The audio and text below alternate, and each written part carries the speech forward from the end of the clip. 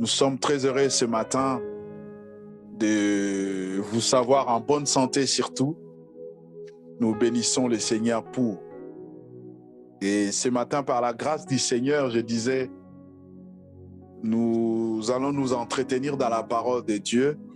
Et depuis un certain temps, depuis le début du mois de juillet, nous sommes en train de parler sur le texte de Jean chapitre 2, les noces de Cana. Et par la grâce du Seigneur, nous avons essayé d'introduire et de parler sur certains éléments de ces noces.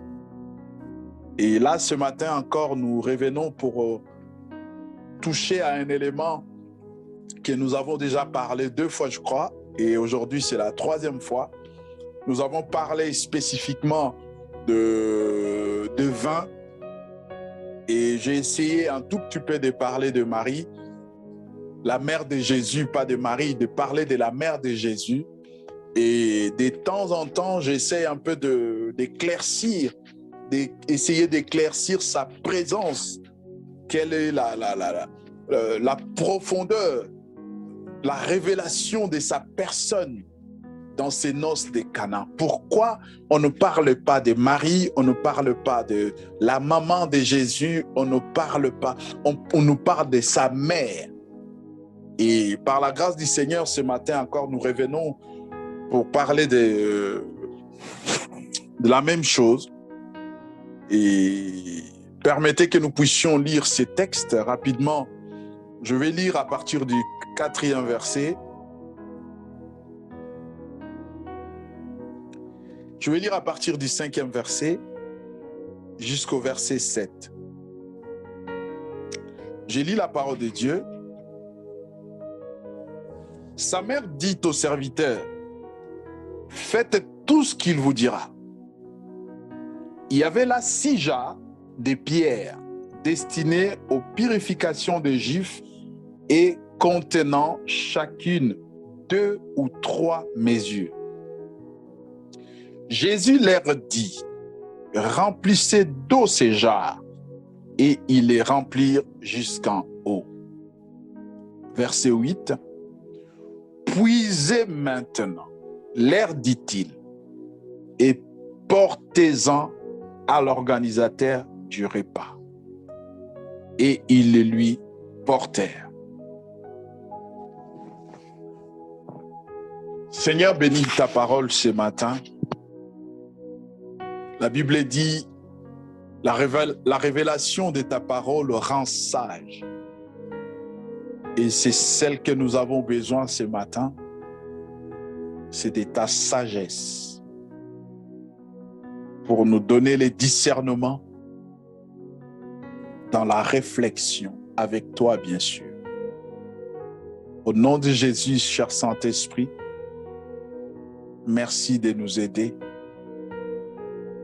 en ces moments où nous avons besoin de toi. Au nom de Jésus. Amen. Oui, chers bien-aimés, nous sommes encore là ce matin pour parler de ces textes. Je l'avais dit, ces textes est riche, tellement profond, et nous bénissons le Seigneur pour le temps qu'il nous donne à passer dans ces textes pour que nous puissions comprendre certaines choses. Comme je l'ai dit, le mercredi dernier, j'en ai parlé le dimanche dernier et le mercredi dernier, je parlais de vases. Et je nous ai montré comment ces vases n'ont qu'une autre connotation. Ils ne représentent autre chose que le cœur de l'homme qui doit contenir la parole de Dieu. Ces vases représentent l'homme. Et lorsque nous avons pris les textes de Exode 33, nous voyons Moïse dire à Aaron de prendre des vases afin de conserver la manne. Et nous avons dit, les vases représentent l'homme et la manne représente la parole de Dieu. La parole de Dieu qui descend du ciel La parole de Dieu qui n'est pas une fabrication humaine, qui n'est pas une production de l'intelligence humaine, mais la parole de Dieu qui descend du ciel. Celle-là devrait être conservée dans des vases. Et nous avons expliqué, comme je l'ai dit, ces vases n'est autre chose que l'homme, le cœur de l'homme qui doit contenir la parole de Dieu. Et lorsque Jésus vient dans cette noce, il était invité. Mais vous allez remarquer une chose, il va manquer du vin dans ces noces. Et parmi tous les invités, ni les disciples, ni ceux qui ont invité Jésus, ni ceux qui ont invité sa mère, personne d'autre ne s'était adressé à Jésus au sujet de vin qui manquait. Et la seule qui va s'adresser à Jésus, c'est sa maman, c'est sa mère, pardon. Pourquoi Jésus, la mère de Jésus, va s'adresser à Jésus? Nous disons que Marie connaissait Jésus. Marie connaissait Jésus, je l'ai dit. Marie avait connaissance de son fils. Marie avait entendu, la mère de Jésus avait entendu de la bouche de l'ange à ce qui concerne Jésus. Elle l'a porté 9 mois. Il y avait un temps, après les 9 mois, elle a allaité. Après les 9 mois, elle a élevé.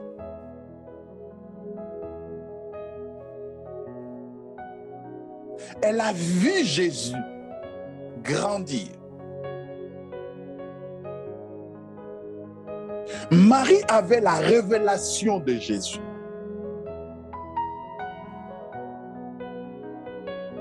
Et quand il manque de vin dans cette noce, dans ces noces, pardon, Marie savait, la mère de Jésus savait que ces gens n'ont pas besoin d'un commerçant. Ils n'ont pas besoin d'un commerce pour aller acheter de vin. À ce moment-là, c'est la mère de Jésus avait la révélation du vigneron.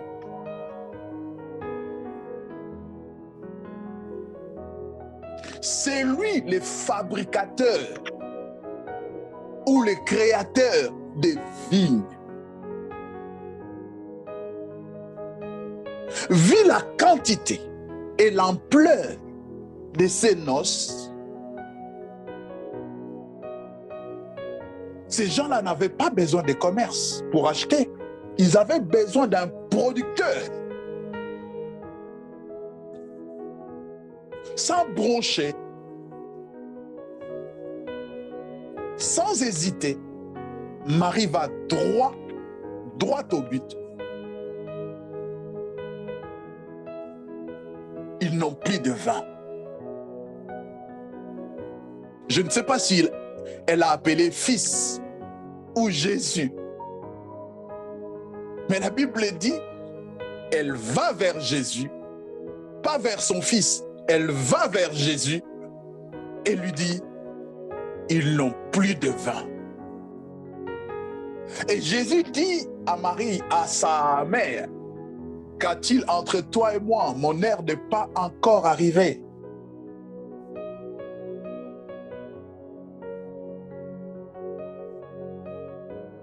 Et Jésus qui se tournera vers les serviteurs.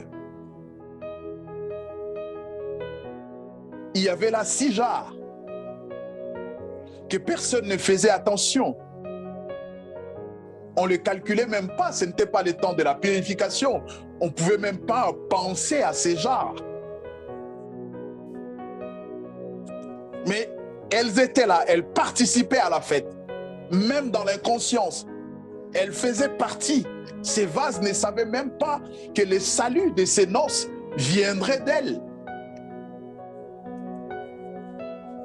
Je voudrais dire à quelqu'un, surtout nous ici à la Philadelphie, peut-être que nous nous sous-estimons tellement, nous nous voyons tellement petits et rien. Je voudrais dire à quelqu'un, il nous est recommandé, ça c'est le Seigneur qui dit, il nous est recommandé de participer à ces noces. Tu as un rôle à jouer. Ne te minimise pas aujourd'hui. Ne te regarde pas ce que tu es aujourd'hui.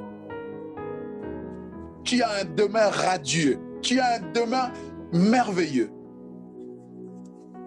Je ne dis pas que tu auras de l'argent, tu auras... Non, non, ça c'est rien. Je dis dans ce que Dieu attend faire de toi.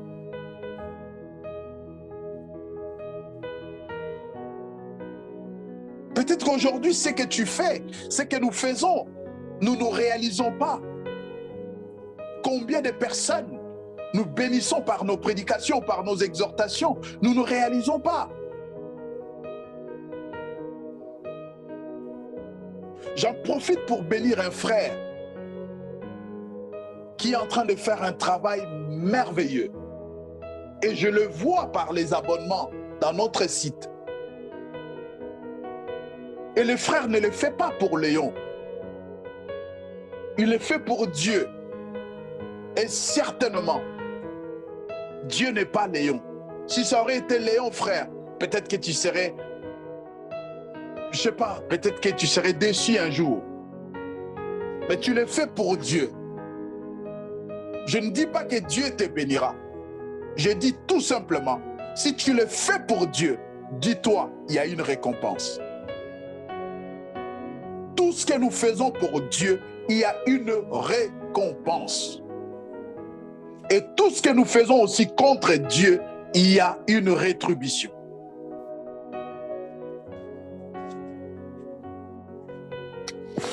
La Bible dit, il faut reconnaître les autres.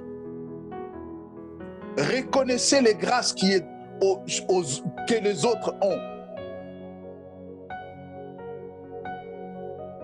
Je l'ai dit, frère Satel, que Dieu te bénisse. Merci beaucoup, frère. De ce que tu fais, tu nous aides. Même moi, tu m'aides moi aussi. Même si je suis ton pasteur, tu m'aides moi aussi. Et par ce que tu fais, qu'est-ce que nous avons à te donner? Nous pouvons te donner tout ce que le monde contient. Cela ne vaudra pas à ce que Dieu te réserve. Continue comme ça. Ces vases qui étaient là, ils ne savaient pas, elles ne savaient pas. Elles s'ignoraient. Et lorsque nous regardons l'organisation des cultes, nous dirons que ces vases avaient une fonction, je ne dirais même pas subsidiaire, une fonction mineure. Ils servaient juste, comme je l'ai dit, à se laver, à se débarrasser de la poussière et tout. Mais ces jours-là, lorsque le Seigneur arrive, lui, il ne regarde pas comment les mariés sont habillés, comment la salle est embellie, comment les invités sont bien habillés. Non, lui, il retourne vers les jarres de pierre.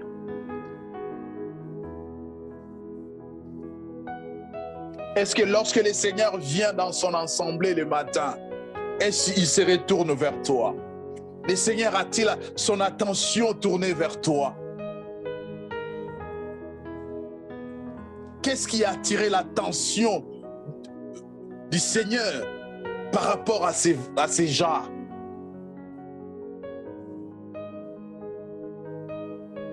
Je me dis, seul le Seigneur connaissait la valeur de ces vases. Et je voudrais dire à quelqu'un, seul le Seigneur connaît ta valeur vis-à-vis de lui, par rapport à ton appel, par rapport à ton appel, par rapport à son service, par rapport à ce qu'il compte mettre en toi ou par rapport à ce qu'il a mis en toi.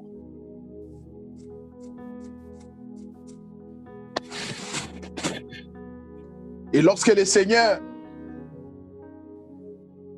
se tourne vers ces vases, il voulait tout simplement changer maintenant l'usage de ces vases. Croyez-moi, je suis persuadé qu'après les changements d'eau en vin, ces 6 jarres n'ont plus servi à l'eau pour la purification des Juifs. Il voulait changer l'usage de ces jarres.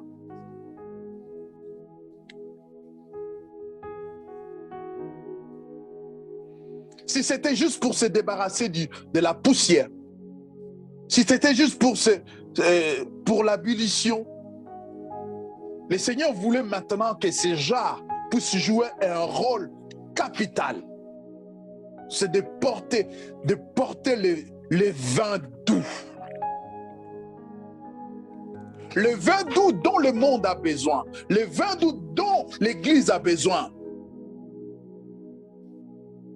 C'est cet enseignement, c'est cette parole qui fait que le cœur des gens se tourne vers le Seigneur, qui fait que les gens s'attachent au Seigneur, qui fait que les gens aiment le Seigneur, qui fait que les gens s'accrochent, même si les choses ne vont pas comme ils auraient souhaité.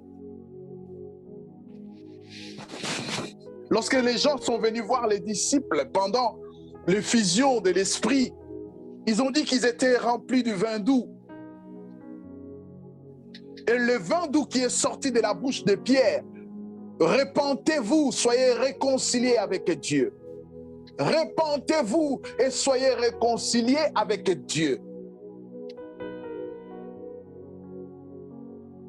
Repentez-vous et soyez réconciliés avec Dieu. Il voulait changer l'usage de ces vases. Ces vases servaient à une tradition. Ces vases servaient à une religion. Ces vases servaient pour accomplir des rites. Mais ces choses avaient déjà pris fin. Lorsque l'ange vient voir la mère de Jésus, il lui dit, c'est lui qui sauvera le peuple de son péché. Ce n'est pas celui qui couvrira le péché du peuple. Il dit, il sauvera le peuple de son péché. Et nous avons déjà commencé une autre dispensation. On était dans le temps de la grâce.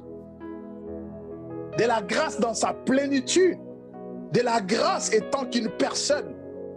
De la grâce étant qu'une manifestation divine sur la terre. Ces vases ne devaient plus servir à la religion. Ces vases n'étaient pas vides.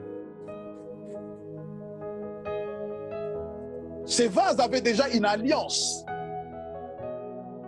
Ces vases avaient déjà des lois. Ces vases avaient déjà des commandements, des préceptes. Mais elles n'étaient pas pleines. Elles n'étaient pas pleines, c'était à peu près.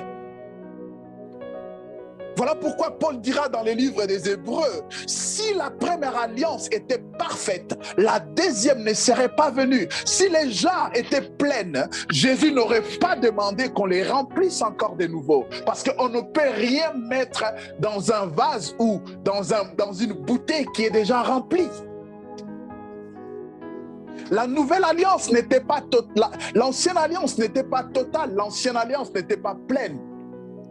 Et lorsque Jésus vient, la Bible dit, il ne vient pas pour abolir. Jésus n'a pas dit déverser l'eau qui était à l'intérieur. Il a tout simplement dit, remplissez les vases. Remplissez les vases. Il est venu pour accomplir. et ce qui était dans les vases et ce qu'il avait ramené lui-même. Voilà pourquoi il dira, il vous avait été dit, mais moi je vous dis.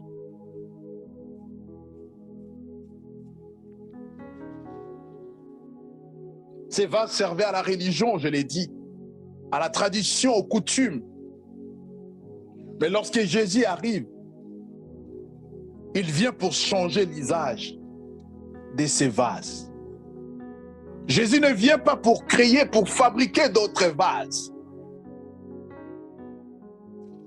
Je nous ai montré à la créature, à la création, lorsque le Seigneur crée l'homme de la poussière de la terre, Adama.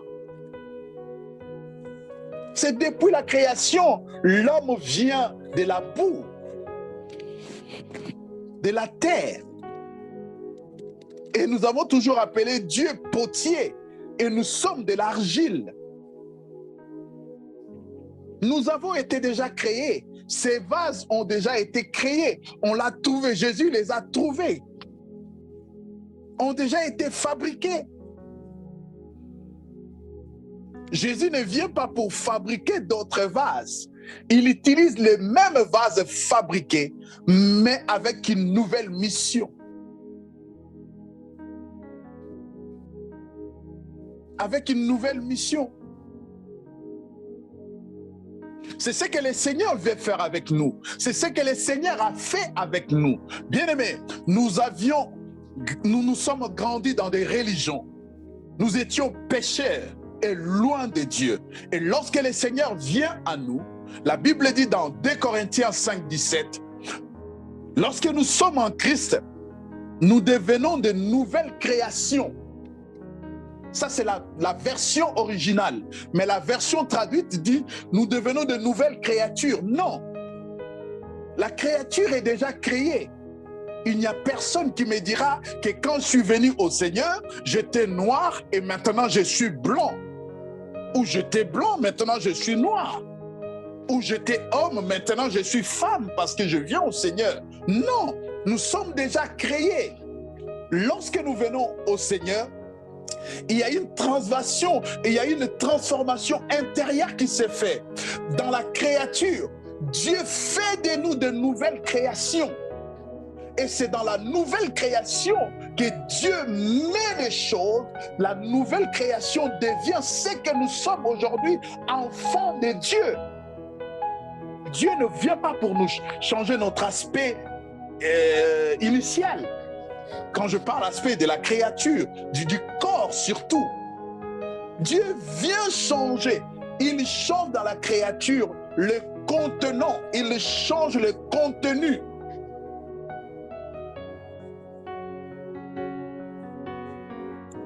Je ne sais pas si je me fais comprendre. Et la Bible dit, si quelqu'un est en Christ, il est devenu une nouvelle création. Les choses anciennes sont passées et voici toutes choses sont devenues nouvelles. Et la Bible dit encore, nous sommes l'ouvrage de ses mains. Nous sommes l'ouvrage de Christ. Christ nous a créés, il ne nous a pas créés physiquement, il ne nous a pas créés, je ne sais pas, il ne nous a pas recréés, il a créé au-dedans de nous. Et lorsque nous ne connaissons pas ces choses, bien aimés, nous ne pouvons pas avancer avec le Seigneur. Lorsque nous ne savons pas que Dieu nous veut un changement intérieur, les choses intérieures doivent changer.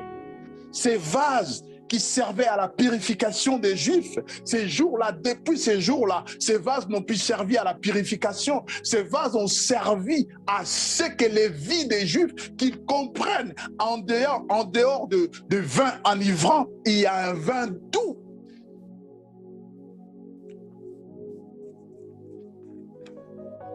J'aimerais que nous puissions lire cela pour que nous comprenions ce que je suis en train de dire. Dans Éphésiens chapitre 4, la Bible dit ceci. Je vais lire rapidement. Éphésiens 4, à partir du 24e verset. La Bible dit ceci.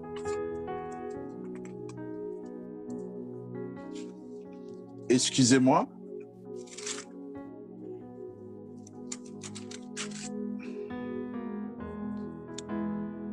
Et revêtu la nature nouvelle, créée selon Dieu, dans une justice et une sainteté qui produit la vérité.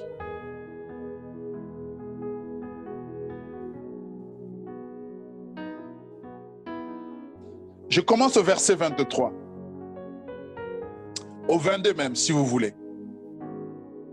À cause de votre conduite passée, de la vieille nature qui se corrompt par les convoitises trompeuses, être renouvelé par l'esprit dans votre intelligence et revêtir la nature nouvelle créée selon Dieu dans une justice et une sainteté qui produit la vérité.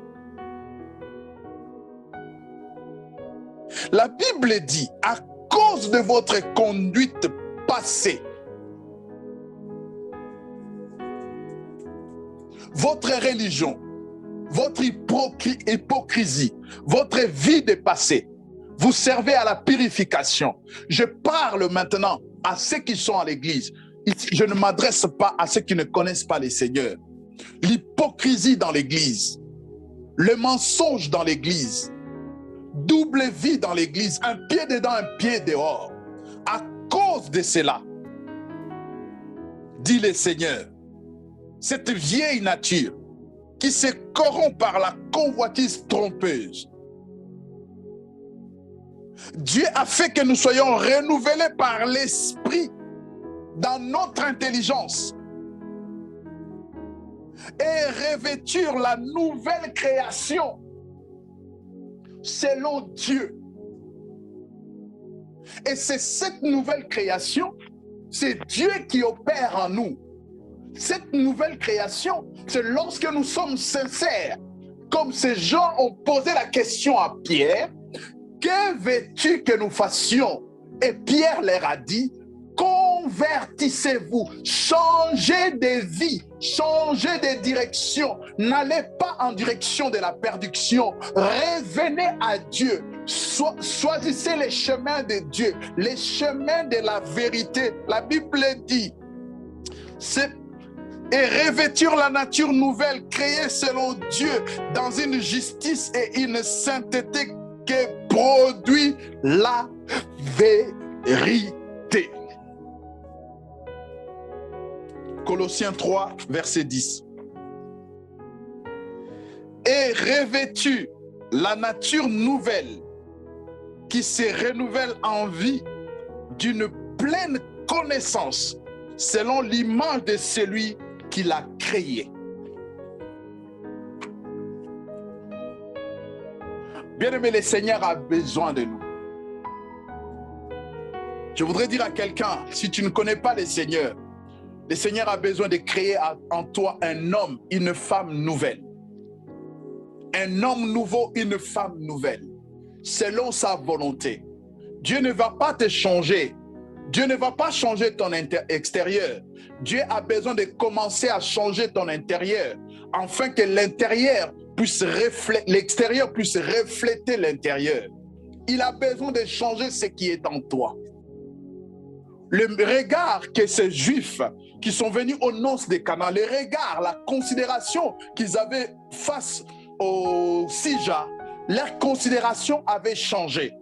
Je pense qu'ils commençaient maintenant à penser de ces Sija pouvait sortir quelque chose de merveilleux comme ça.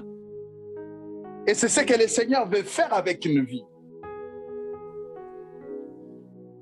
Même nous qui sommes déjà à l'église, peut-être qu'à ce moment nous sommes rétrogrades. Peut-être que nous ne savons pas qu'est-ce qu'il faut faire. Nous sommes à la croisée des chemins. Et maintenant, ce matin, il faudrait faire un choix. Le Seigneur veut créer en toi un homme, une femme nouvelle. Le Seigneur veut créer en toi un cœur nouveau. Il a juste besoin de ton obéissance. Il a juste besoin que tu te laisses remplir. Oh, j'aurai pas le temps peut-être. Le Seigneur a juste besoin de ça. Jésus n'a pas fait des incantations, il n'a pas fait des prières, je ne sais pas, turbo, il n'a pas gêné, il n'est pas allé en retraite pour que l'eau se transforme en vin. Étant donné qu'il est le vigneron, il a de quoi, il a tout ce dont tu as besoin pour ta vie. Il a tout ce dont tu as besoin pour continuer à mener une vie meilleure. Il a tout. Seulement,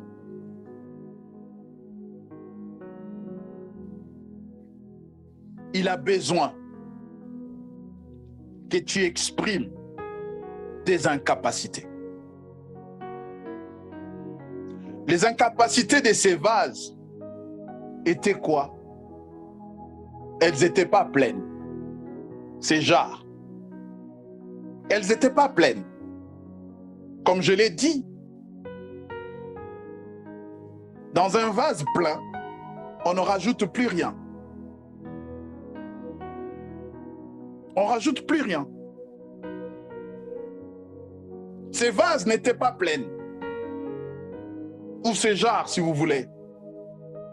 Je voudrais dire à quelqu'un, comme moi je le reconnais ce matin, oh Seigneur, je ne suis pas plein. Reconnais seulement que tu n'es pas plein. Reconnais seulement que tu vis dans la religion, dans la tradition, dans la coutume, selon les hommes. Selon la philosophie des hommes. Reconnais tout simplement. Ça fait un moment que tu es dans le Seigneur, mais tu ne sens pas une intimité avec lui. Tu ne le sens pas, tu ne vois pas. Pour vivre un miracle, il faudrait que les autres, les uns prient. Pour voir quelque chose de la part du Seigneur, il faudrait que cela vienne des autres. De toi-même, tu ne vois rien. Mais ce matin, en écoutant ce message, tu veux dire que non, Seigneur, je veux que les choses passent par moi. Je vais devenir une source. Je vais devenir ce jarre. Je veux que les gens boivent ce qui sortira de moi et se disent, oh, où étais-tu ce vin doux? Pourquoi as-tu gardé ce vin doux?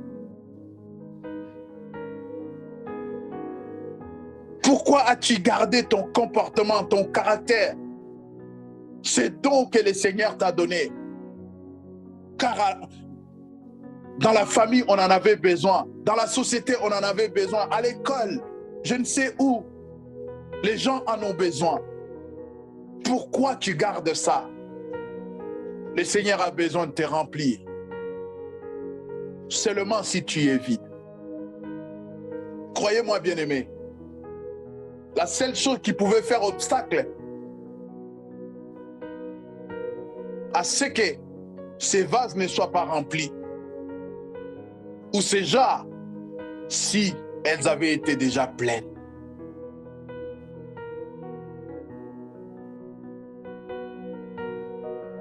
Si elles avaient déjà été pleines.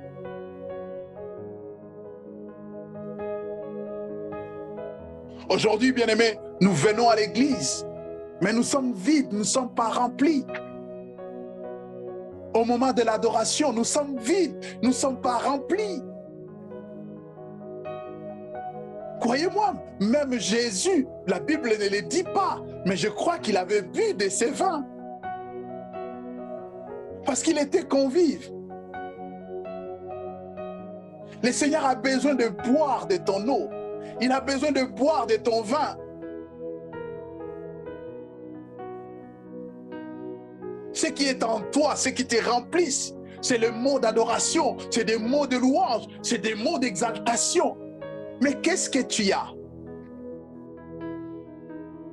Et le Seigneur dira un jour à son peuple, je hais vos sacrifices, car vous m'offrez des sacrifices dérobés.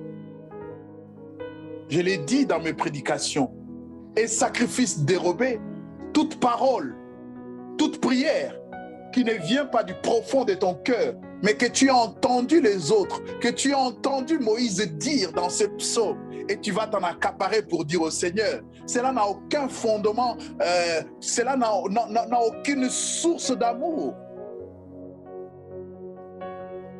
Et c'est comme cela. Le Seigneur veut nous remplir.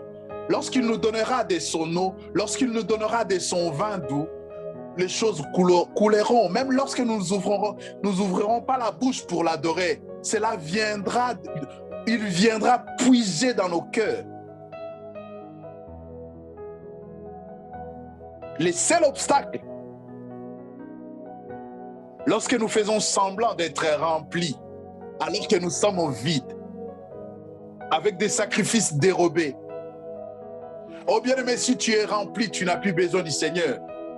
Ah Seigneur, je prie que je sois vide chaque matin pour chercher à être rempli.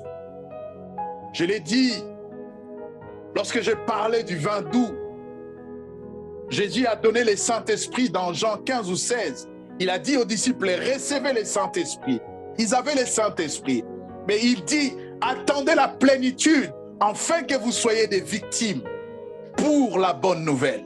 Pour que vous soyez des victimes, vous deviez être remplis de l'Esprit. Remplis chaque matin. Même si je suis rempli, Seigneur, je viens rempli. Remplis-moi encore, jusqu'au débordement. Je l'ai dit, peut-être quelqu'un me dira, mais vous avez dit qu'on ne remplit pas lorsqu'on est rempli. Mais avec les seigneurs, on ne cesse de chercher la plénitude. Et tant que nous sommes dans le corps, nous sommes tentés à tout bout de champ. Une erreur, un accident peut arriver. Et je repars au pied de la croix. Je demandais, Seigneur, je viens de tomber. Seigneur, je viens de broncher. Oh, je déteste cela. Je viens me réconcilier avec toi, Seigneur. Remplis-moi. Remplis-moi. S'il y a un secret que je voudrais donner à quelqu'un ce matin, oh, ne te fatigue pas de chercher la plénitude du Seigneur. Ne te fatigue pas. Même quand tu jeûnes, que cela soit pour que le Seigneur te remplisse. Quand tu pries et que cela soit pour que le Seigneur te remplisse, ne va pas en prière, en jeûne pour des choses que le Seigneur t'a déjà données. Cherche la plénitude. La plénitude t'ouvrira les yeux. La plénitude t'amènera à ta destinée. La plénitude ferait que tu accomplisses ta mission comme le Seigneur attend de nous. La Bible dit les bonnes œuvres qu'il a préparées d'avance pour nous, afin que nous puissions le pratiquer. Ces bonnes œuvres t'attendent, tout simplement parce que tu fais semblant. Sois vrai. Ne regarde ni à gauche ni à droite. Le salut est individuel. Pendant que le Saint-Esprit te parle, cela ne veut pas dire qu'il parle à l'autre. Le Saint-Esprit te convainc peut-être d'un péché. À l'un, peut-être que le Saint-Esprit l'encourage dans sa démarche. C'est pour dire que tu es toi et sois toi, bien-aimé. Les jours où tu fermeras les yeux, tu ne les fermeras pas forcément avec l'autre. Même si vous mourrez 2 personnes au même moment, vous ne fermerez pas vos yeux forcément parce que l'autre a fermé ses yeux. Non. Non.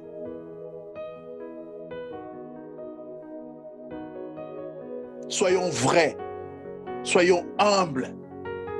Telle est ma prière ici à la Philadelphie. Que nous soyons humbles. Que nous soyons humbles avec les seigneurs. Dans notre marche avec les seigneurs. Que nous reconnaissons nos faiblesses. Que nous reconnaissons nos limites. Que nous reconnaissons nos défauts. Que nous reconnaissons que sans Jésus, nous sommes perdus.